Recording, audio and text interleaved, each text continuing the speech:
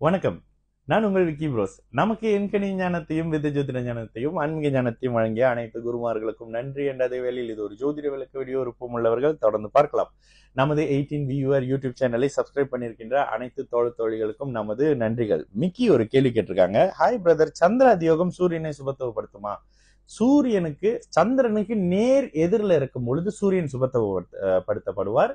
குருவின் நேரடி 5, 7, 9ஆம் பார்வையில் இருக்கும் போது சூரியன் சுபத்துவப்படுத்தப்படுவார். குருவோடு கிட்டத்தட்ட 13 டிகிரியிலிருந்து இணையும் பொழுது சூரியன் சுபத்துவப்படுத்தப்படுவார். சுக்கிரனோடு 9 டிகிரிக்குள்ள இணையும் போது சூரியன் சுபத்துவப்படுத்தப்படுவார்.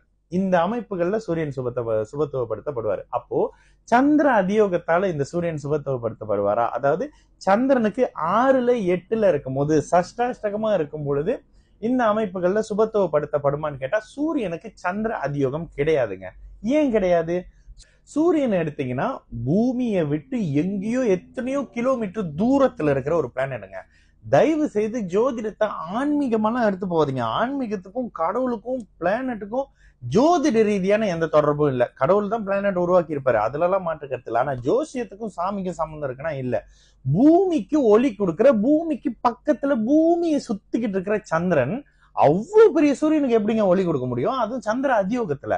நேரடி அமைப்புகள்ல நம்ம சூரியனை பூமின்னு தான் ஜோதிடத்துல சொல்லப்படுது. அதாவது என்ன, சிம்ம வீடு மனிதர்களால் ஆக்கிரமிக்கப்பட்ட மனிதர்களால் அதிகாரத்தை செலுத்தப்படக்கூடிய ஒரு வீடுன்றதுனால சிம்ம வீட்டை பூமின்ற அமைப்புகள்ல வச்சாங்க. எத்தனை ஜோதிடர்கள் இதை பத்தி பேசுறாங்க. எடுத்தோடனே போன ஜென்மம் அடுத்த ஜென்மம் குலதெய்வம் சாபம் விட்டுருச்சு, இதுல தான் நிப்பாங்க நம்ம ஜோதிடர்கள். ஏன்னா அன்னைக்கு ஒண்ணு கேட்டேன், காது கேட்காதவரை கல்யாணம் பண்ணிக்கங்கம்மா, உங்களோட இதெல்லாம் அதிமேதாவிகளுடைய ஜீனியஸ். பூமியில அந்த மாதிரிலாம் இனிமே பறக்கவே மாட்டாங்க. அந்த மாதிரி முட்டாள்காலத்தனமான ஜோதிட ஸ்டேட்மெண்ட்டை விட்டுட்டு சூரியன் பூமியில கருதப்படுறது, ஜோதிடத்துல சூரியன் கருதப்படுறது பூமியங்க. சூரியன் அரை பாவர். ஏன் 12 மணி நேரம் பூமிக்கு ஒரு பக்கம் வெளிச்சம் கிடைக்கும், ஒரு பக்கம் வெளிச்சம் கிடைக்காது. அரை பாவர் அரை சுபர், பாதி வெளிச்சம் பாதி இருள். இதுதானே சூரியனோட கான்செப்ட். அப்போ அவ்வளவு பெரிய அமைப்புகள்ல நேரடியாக சந்திரன் தொடர்புல இருக்கும் பொழுது, பௌர்ணமி சந்திரனாக இருக்கும் பொழுது பூமிக்கு ஒளி கிடைக்குதுங்க. இதே சந்திரன் மறைஞ்சிக்கும் போது ஒளி இல்லாத தன்மையில ஒளி கிடைக்க மாட்டேதுங்க. ஆனா பூமியை விட்டு எத்தனையோ கோடி கிலோமீட்டர் அங்க தொலைவில் இருக்கக்கூடிய சூரியனை இங்க இருக்கிற இம்புட்டுக்காண்டி சந்திரன் எப்படிங்க சுபத்துவப்படுத்துவாரு? அது சந்திர அதியோகத்துலன்னு எதிர்பார்ப்பீங்க. நேரடி அமைப்புகள்ல சந்திரனுக்கு நேர் 30 டிகிரி 15 டிகிரி தொடர்புல சந்திரனால சூரியனை சுபத்துவம் படுத்த முடியும். அவர் தான் உலகத்துல நேற்று ஒரு ஜாதகம் பார்த்தேன் பாருங்க, லக்னாதிபதி சுபத்துவம் வந்து அட்டகாசமான ஜாதகம், சிம்மம் சூரியன் உச்சமா இருந்தது.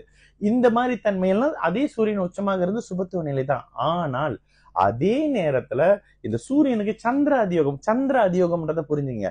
ஒளி சிதறலுங்க. நேரடியா நான் உங்களை நேரம் இப்படி பாக்குறேன், இந்த 2 பக்கமும் இருக்கிற வியூஸும் எனக்கு தெரியும். ஆனா உங்களை தான் தெளிவா பாக்குறேன். இங்க இருக்கிற சூரியன் தான் அதிக சுபத்துவம் ஆவாரு, சந்திர அதியோகத்துல ஆக மாட்டாங்க. பாப அதியோக நிலையில கூட சில அமைப்புகள்ல நல்லது. செவ்வாய்க்கும் சனிக்கும் கூட பாப அதியோகம் செயல்படும். ஆனால் சூரியனுக்கு நேரடியான சந்திரனின் ஒளி தானே, சமசப்தம தொடர்பு தானே தவிர சந்திர அதியோகம் இல்லைங்க. இதுக்குள்ள போனீங்கன்னா கொஞ்சம் கன்ஃபியூஸ் அப்படி இப்படின்னு ஆயிடுவீங்க. அந்த விஷயத்துக்குள்ள வராதிங்க. சூரியனுக்கு சந்திர அதியோகம் கிடையாது. பூர்ண சந்திரனின் ஒளியும் சொன்னல டிகிரி அமைப்புல துல்லியமா சொல்றேன் பாருங்க. 9 டிகிரிக்குள்ள இருந்தாருனாக்கா சுக்கிரனோட அது சுபத்துவம்ங்க. 13 டிகிரி சூரியன் கூட கீழே இருக்கிறாருன்னா அது சுபத்துவம்ங்க. குருவின் பார்வையில் இத்தனை அமைப்புகள் இருக்காங்கன்னா அது சுபத்துவம் தானே தவிர சந்திர அதியோகம் அவருக்கு சுபத்துவம் கிடையாதுங்க. ஏன்?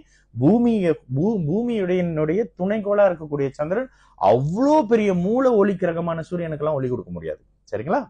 நான் உங்கள் விக்கி ப்ரோஸ். நல்லது நடக்கும், எல்லோரும் நல்லா இருப்போம். வணக்கம்.